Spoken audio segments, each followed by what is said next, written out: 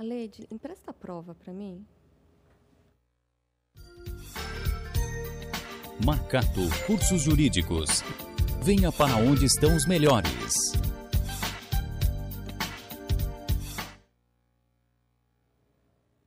Olá, pessoal. Boa noite. Estamos aqui novamente juntos para que eu possa aqui, numa parceria de conteúdo com o curso Pretório, trazer para vocês as minhas primeiras impressões, as minhas primeiras considerações acerca da prova de direito tributário que vocês realizaram hoje.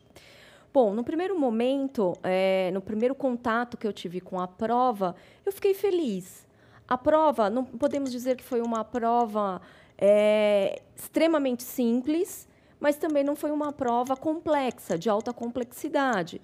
Foi uma prova de média complexidade, mas tudo que caiu na prova, vocês tiveram em sala de aula, vocês trabalharam em direito material comigo, trabalharam lá na parte de recursos com o professor Wanner, e foi justamente isso. Eu acho que o que pode ter assustado um pouco você, candidato, você, meu aluno, é que fazia muitos anos que a OAB não pedia recurso na prova.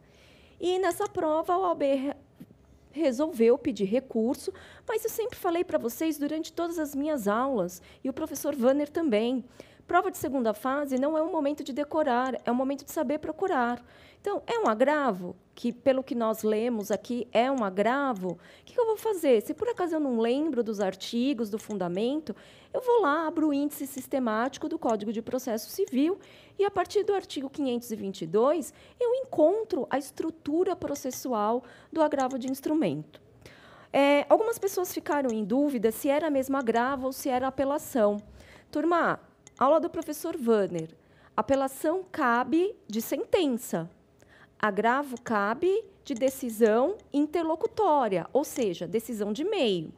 No primeiro parágrafo da situação problema aqui relatada pelo examinador, você encontra na última linha do parágrafo, ou melhor, não no primeiro parágrafo, no último parágrafo, ele diz assim, que a construtora seguradora limitada ingressou com a exceção de pré-executividade, e agora vem a parte importante, que foi liminarmente rejeitada pelo juiz. Ou seja, isso é uma sentença? Não. Já chegou ao fim o processo de execução fiscal? Não. É uma decisão de meio, é uma decisão interlocutória do juiz. Então, contra decisão interlocutória, cabe o quê? Apelação ou agravo? Agravo de instrumento. E aí o agravo, a estrutura do jeito que vocês trabalharam com o professor Wanner, e se por acaso vocês tivessem ficado em dúvida sobre algum dos requisitos processuais da peça, bastava abrir o CPC a partir do artigo 522 e que nós encontramos, na verdade, todos os requisitos que devem ser cumpridos. Então, o agravo, aqui no caso, ele deveria ser remetido ao Tribunal de Justiça, não diz de qual estado, porque ele não mencionou. Aí vocês vão colocar, vai ser interposto em face da decisão, não é em face da sentença, em face da respeitável decisão que rejeitou liminarmente a exceção de pré-executividade, com fundamento no artigo 522 do Código de Processo Civil. Aí depois, o agravante é a empresa, é a construtora. O agravado é o município, porque ele colocou lá fazenda municipal. Na parte de razões, as razões do agravo, nós teríamos aí 5 itens. O primeiro item, que é o relato dos fatos, isso normal. O segundo item é abrir um tópico da tempestividade do recurso, onde vocês devem mostrar, de acordo com o que o professor Wanner explicou para vocês, que o recurso está sendo interposto dentro do prazo assinalado no Código de Processo Civil. Se não lembrasse do prazo, bastava abrir o CPC e verificar direitinho o prazo.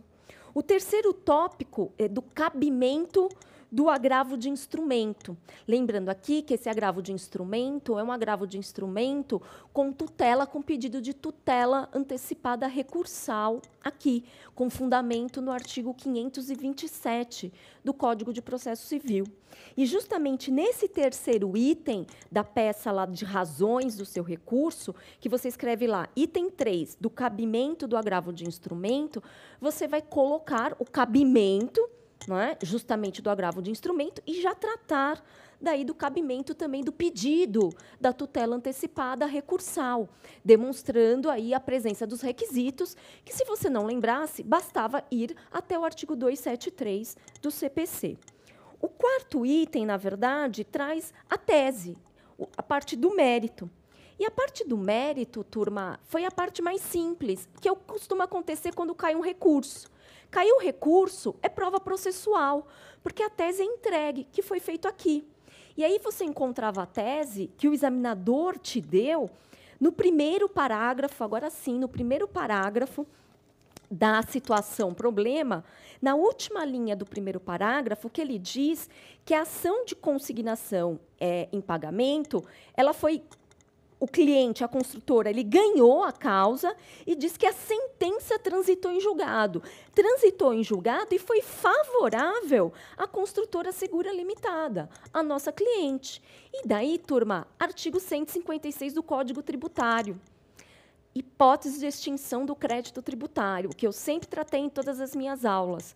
Tem caído bastante coisa na segunda fase, que é assunto primário, assunto pedestre, de primeira fase, mas que não deixa de ser importante, não deixa de ser relevante para a segunda fase. A tese é hipótese de extinção do crédito tributário.